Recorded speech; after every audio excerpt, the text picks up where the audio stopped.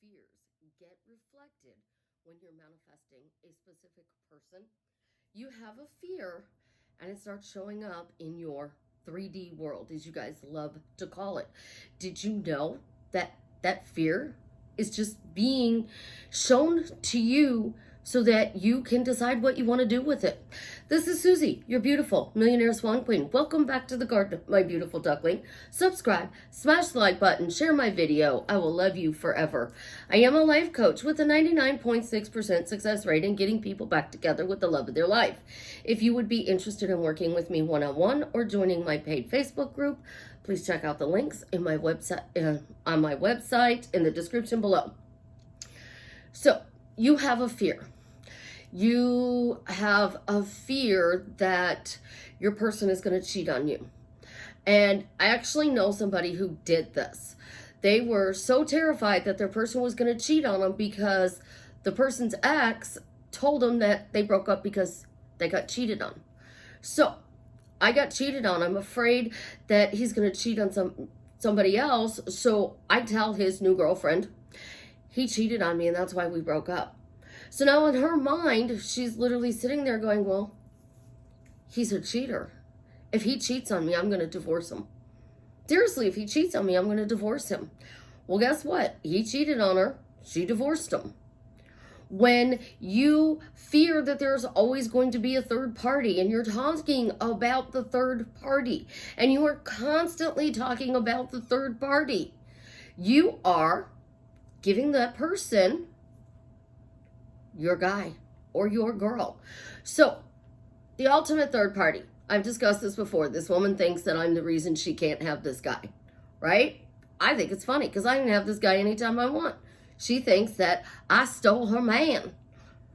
She created a story that I stole her man. Her man loves me. He doesn't love her. He loves me. She's created me to be the third party. How fun is that? So she's running around saying, this guy's in love with me. This guy wants a relationship with me. And she's got to do all this crazy shit to get his attention and to get me out of the picture. That's exactly what you guys are doing. And you're walking around cementing the fact that he's with this person because you're thinking about that fear of being cheated on, the third party. He lies to me. Oh my gosh, he's such a liar. He can't tell the truth if a lie fits. Why do men always lie to me? Your fear, they show up as a liar. A narcissist. I always attract narcissists. Oh my God, I always attract narcissistic people into my life. It's not even just my specific person. It's female friends, male friends. Every person that I come across is a narcissist. It's because 95% of your day, you're talking about your fear and what you don't want. And you're telling your best friend, you're telling your coworkers, you're telling your work wife, your work husband, you're telling your family members. All of these things that you are afraid of is going to happen in a relationship. We can even get more. So you want to be with this person and you're afraid he's going to get somebody else pregnant. You want to be with this woman, but she's living with somebody else. This other person is more important to her than me. I'm second to none, but second means I'm the number 2 person. I'm not number 1. Even if I say I'm number 1, then that means I'm afraid that I'm not number 1. So how do we take these fears that we have about our relationships and turn them around? Well, that goes to your dominant thinking. So your dominant thoughts are, I'm being cheated on, I'm being lied to, there's always a third party, I always attract narcissists. Ooh, little word in there, always means past, present, future. Always. I always get what I want is a really good phrase, but I always attract narcissists. Go wash your mouth out with soap, scrub it really, really good. I really wish people would stop using the word manifesting and narcissist. I truly, truly do. Because you think you have to manifest your specific person who is a narcissist into being a nice person who comes back to you. Now, if you are dealing with a true narcissist, my belief, my thoughts, you cannot change them. Why? Because it's a lot of work. You constantly have to be on power thoughts. And power thoughts are thoughts that says, this person is loving, this person is kind, this person is amazing, this person is wonderful, this person adds value to my life. And you cannot skip a day of affirming that. Because you skip a day of affirming it and you get a text message from them and you open up your trusty little phone and you read the text message and you go, fuck.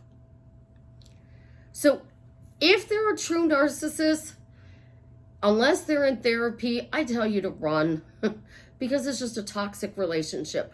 But if they're actually a nice guy that you're calling an asshole or a nice girl that you're calling a bitch, you can change them by stop calling them assholes and bitches.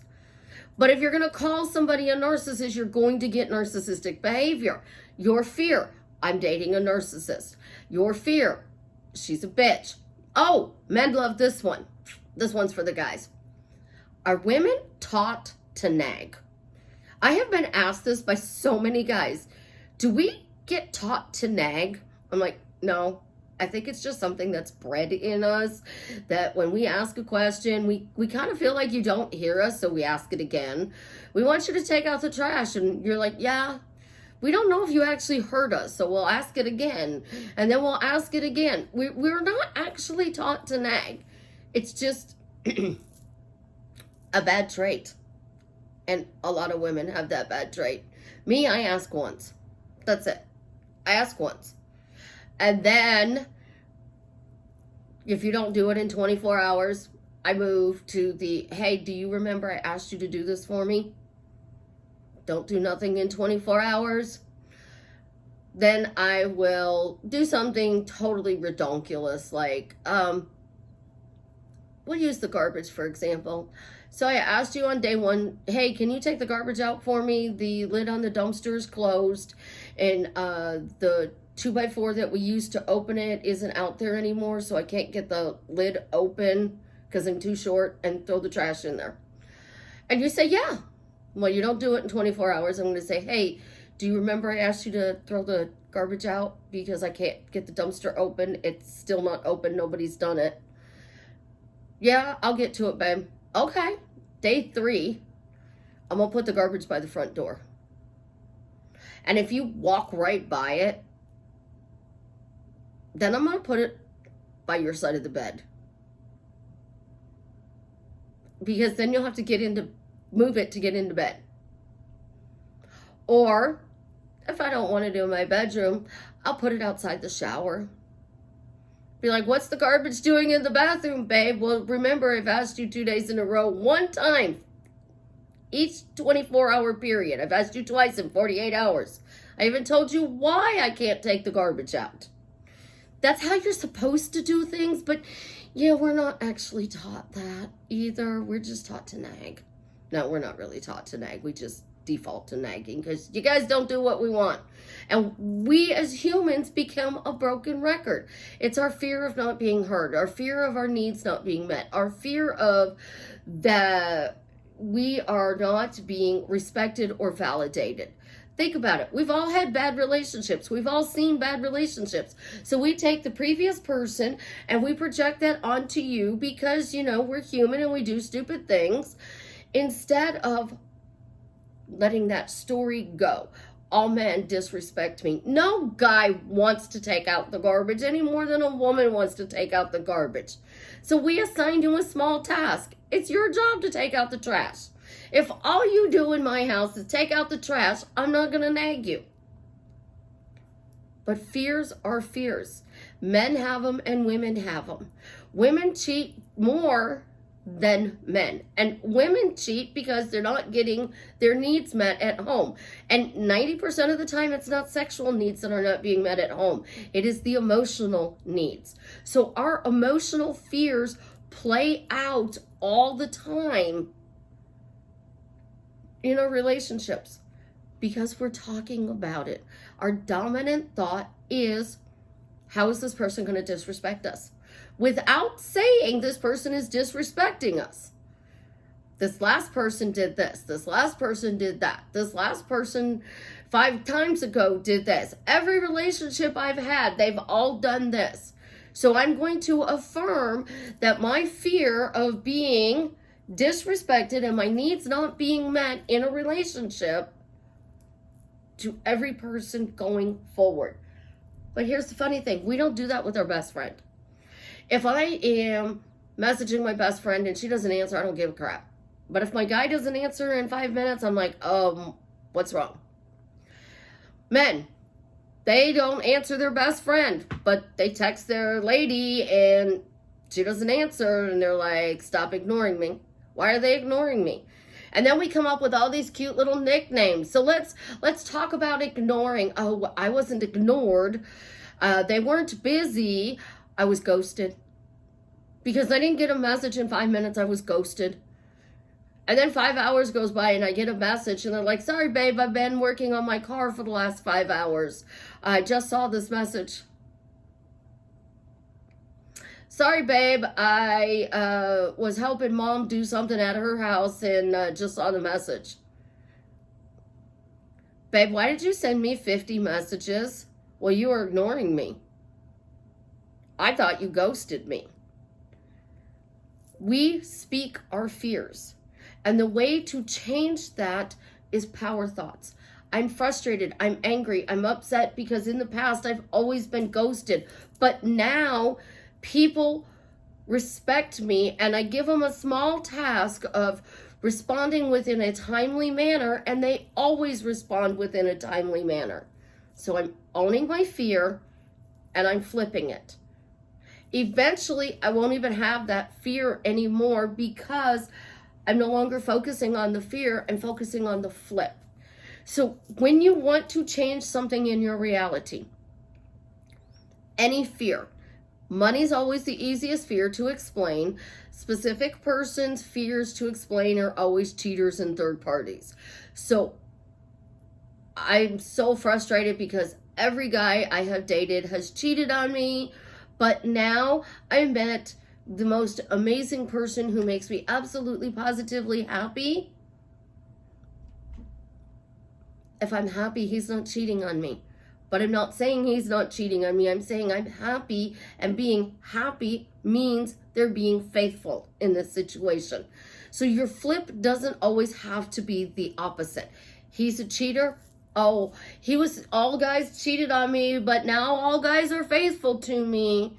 You're affirming from lack. So you have to find a way to affirm to a positive power thought. A positive power thought. That's your list. And we've all made those lists. We've all had the checks and balances on the list. And unless you want to be poly or have an open relationship, the number one thing on everybody's list is faithful, trustworthy, honest. The three things on the top of the list. Those characteristics would make you happy if you got those 3 things. So when you are affirming happily married, why am I happily married? Because Susie said so. Why am I happily married to Jared? Because Donald Trump was the president of the United States. True statement. Helps me bypass any doubts. Why do you answer questions? You answer questions to bypass resistance or doubt. Why am I spoiled? I don't have to answer that anymore. When I first started, why am I spoiled? I had to answer because I didn't know what spoiled was like. So I answered it because Katie Bug said so. I started getting spoiled. People started doing nice things for me. I add the feeling because you have to tell yourself how you feel. My daughter told me today, my beautiful Savannah, she said, every day I get up, I get in the car, and I tell myself, I am happy, I am healthy, I am wealthy. Every single day she says that. And wealthy to her means I have all the money in the world. So she's happy, she's healthy, she's wealthy. She says it all the time. I tell Chance all the time, why are we so happy? I don't just say, Chance, you're happy. I say, we are happy, which means he's happy, I'm happy. And I constantly say, We are happy. We are happy. We are happy. We are happy. We are happy. When I am talking to clients, when I am talking to friends, when I am talking to family, yes, I actually speak the descriptive word in there of how I'm feeling. How are you today? I'm great. How are you? Oh, I don't feel so good. You need to stop saying that, because if you're saying you feel not so good, then you wonder why you're depressed. It's because you're saying I feel depressed. So your fears play out in every conversation that you have. So when you line up your thoughts, your words, and your feelings, your imagination can give you that dream life. But you cannot imagine a pumpkin until you hear the word pumpkin. And my pumpkin says thankful. You can't imagine a swan unless you hear the word swan. Now, it could be in your head you hear it, or the physical word. So if I told you, don't think of a pink elephant, you're going to think an elephant and it's pink. I, on the other hand, think elephants and red. Alabama, Crimson Tide. We have an elephant for a mascot. If I told you to think of the color green, you're going to say, that's not green, that's blue. That's more green, but up there's a little bit more there. This pillow. This one back here is more green.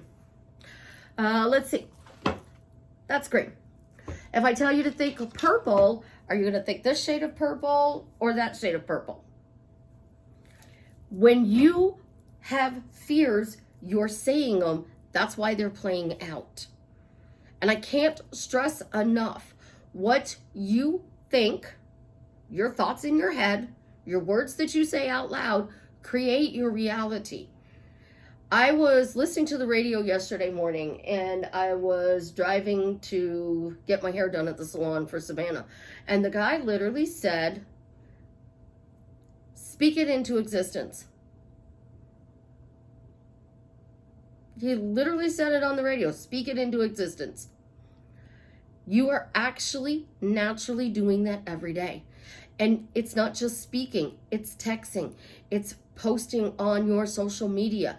You are speaking it, thinking it in your thoughts, in your head, and writing it out. You're typing it. So whatever you type, whatever you send out, mentally, verbally, or through a text message. And text message includes all social media sites. Facebook, Instagram, TikTok. You are writing it. You're creating it. So would you want to create struggle, cheaters, liars, men being narcissists, women being bitches? You know, it's funny because I really don't hear a lot of men come to me and say, you know, I think my lady is a narcissist. They'll say, my girlfriend's a bitch. How do I get her out of bitch mode? But guys don't use that title as much as women do. And it's because it's the buzzword. What if your buzzword was best husband ever, best girlfriend ever, best boyfriend ever, best wife ever? What if your buzzword was always? I always get what I want. I always have a great day. I have always had a great life. I've always created things quickly, easily, and effortlessly in the most fun way. I always get respected. I always get people to hold doors open for me. I always have amazing relationships. The more you put the word always in there, you're revising. Always is one little word that revises the past, works in the now, and creates into your future. So you're saying it. I've always been cheated on. I've always been disrespected. I always date players. I always get narcissists. I'm an empath, so I always have to fix people. Always. My nose is always itchy. I'm always sick. I'm always living from paycheck to paycheck. I'm always giving, and never receiving. those words create so much in your life. If you started with something simple and you said, I always have great relationships. All of my relationships have always been great. People who have left my life is because the relationship wasn't great. So they left my life because the relationship wasn't valuable to me. You're revising all of your past relationships and saying, I kicked the trash to the curb. Thank you for going bye-bye. I always do my best to teach you guys to use your words in the easiest way to focus forward to consciously create your life. If you are a true Neville Goddard person and you are actually teaching true Neville Goddard with no twist on it, you're not going to use the word story. You're going to use the word state, because Neville said change your state. So in Neville's terms, fear becomes good. So you're going from the state of fear to the state of always having good. If you are religious, you're always giving it to the higher power. The higher power is always present in my life and bringing good things into my life. I've always had a great relationship with God, and he's always bringing me good things. If you use the word universe because you don't like the word God, the universe always delivers quickly, easily, and effortlessly in the most fun way. The universe always meets my needs. There are people who are scientists and use the 0 point. Yes, the 0 point. And they would say, the 0 point, that means that everything is possible. And it always delivers the possibilities I want. You are a Luciferian and you are somebody who worships Lucifer. Lucifer always delivers amazing things to me. Minion Dave, he takes your order, and Delivery Dawn brings it to you. They're always on time with their delivery, and their delivery is always quick and easy, just like Amazon. You want that specific person. Your fear that they're not showing up, the time it's taking for them to show up, it's because you're using time as an issue and them not showing up, and you're repeating it over and over and over again. So they're always showing up. They're always meeting my needs. They're always here for me. I always have great relationships. In a relationship, yes, you have to be 100% in the relationship. You got to give 100%. You have to choose that relationship every morning when you wake up, and every night when you go to bed, you have to be thankful for that relationship. You want to mate for life. You have to talk about how this relationship is great, it's amazing, it's wonderful, it's always been an incredible relationship, and it will last until death do us part. Because as soon as you let that fear back into your life, you lose the relationship. As soon as you stop talking about how this relationship is great, that deepest fear comes right back. Why? Because you saw something you didn't like.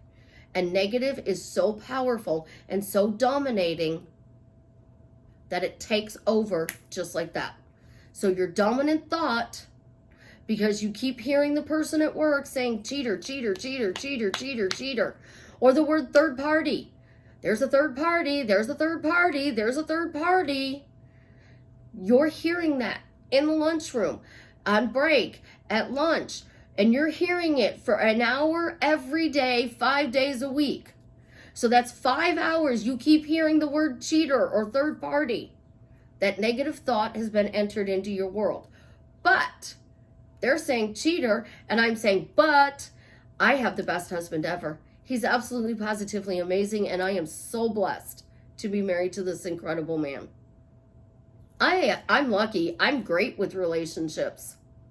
I don't know why guys cheat on you, but I'm great with relationships. You can't fix everybody because some people just want to talk about the problem. Stop talking about the problem. Start talking about the things that you want in your reality. And I promise you, that is what will show up.